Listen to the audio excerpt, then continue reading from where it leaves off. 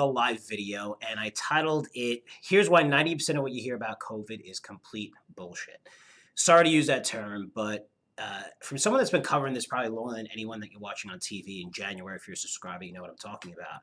Looking at statistics, Johns Hopkins, everything out there, it's kind of amazing. And depending on which channel you watch, where there's certain channels that are going to tell you that it's spreading rapidly. You got to watch out. You're going to die. I mean, you're allowed to protest all you want, but you just can't go out because of COVID, right? You got to shut businesses. Or on the other end of the spectrum, you're going to hear other channels say that everything's fine, everything's perfectly okay. And it's so political that it's kind of a joke because we are dealing with people's lives. So I just want to point a couple of things out for you and tell you, the real story behind it. Someone's been covering it very long, a lot longer than most people that you're watching on television. And I'm going to share my screen here. So this is from March 11th, right? As the market was crashing very early, flattening the curve. This is what we wanted to do, right? So here it is. Let me share my screen here. And number of cases without protective measures. This is the healthcare system capacity, right? We needed to stretch out that curve and flatten the curve. Why? Because we didn't have enough hospital beds. We didn't have enough supplies. That's no longer the problem. No one's talking about ventilators anymore. No one's talking about supplies. We're looking at hospitalization rates at around 75%, even in Florida. We do need more workers, but we're able to handle the capacity right now, which is very, very important to understand. Again, this is what we wanted to do from the start, and it's happening exactly how it is. Let me share a couple of other things with you. So when you look at past pandemics, and let's go to the swine flu in 1918 to 1919, look at this chart. Huge spike, then down, then another spike, right? Kind of what we're seeing today. So by this end of summer, and all these pandemics, there's about 4 or 5 of them, I think, all 1 year, and a lot of the charts are kind of the same. So by the summer 1919, people either died or they developed immunity, right? Now let's look at the swine flu from 2009, 2010. Looks familiar, right? I mean, this is a little bit less than a year. Huge spike down, large spike. Now look at this chart. This is from Morgan Stanley that I shared. This is from April 20th, which is a few months ago. So April 20th this year, new cases peak, right? But look at this. They have this whole chart. This is basically written not from Morgan Stanley. Morgan Stanley published it, but they, a lot of information from doctors and everything. So new cases, we're going to peak here, come down, and then look at this red part right here where you're seeing a potential second wave. I wouldn't call this a second wave. They're saying a potential vaccine available maybe by March 21st worldwide. I think it's going to be out a lot further. But more important, when you look at this data, this is what we needed to do, stretch this out. Now, we have 2 choices here.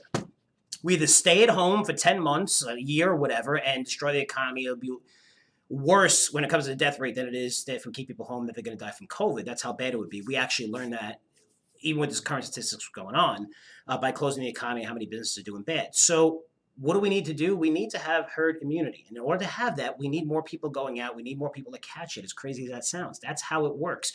This is assuming that we're not going to have the vaccine. The quickest we got a vaccine to market was 4 years. Might be a little quicker. We have more resources, more companies working on it, but it's not going to be in 6 months.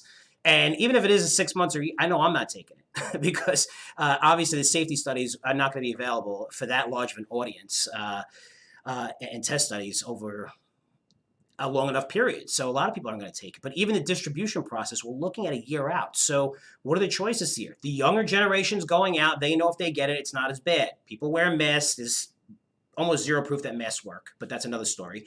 If you want to wear them, wear them. I think older people should wear them. You have to be careful with people with respiratory problems, older people over 55, 60.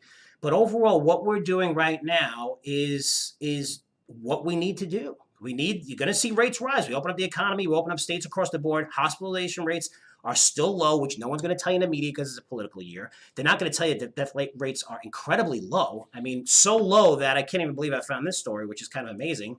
And this is from the actual New York Times, right? New York Times, U.S. coronavirus cases still rising sharply, but deaths are still down. So what are we looking at here? Well, look, the biggest thing right now, especially to investment, is the death rate. Death rate is down considerably on average. Right now, it's 0.03% of Americans die from this virus, which is extremely, extremely low. Doesn't mean that you should be careless and go crazy and go nuts, but this is the process in case we don't have a vaccine. More people have to get it. As long as we're able to service these people through hospitals with ventilators, it's fine. But the news out there is really, really crazy. Sorry, I like to keep these things a little bit shorter. I know it's going to be a little bit of controversy. FrankCurzioResearch.com. Feel free to email me. I don't mind because I'm sure I'm going to get plenty of emails here. But guys, as far as your investments are concerned, the coronavirus, everything is happening exactly the way it should be happening right now. So I know there's a lot of, depending on what channel you have, they're going to tell you different things.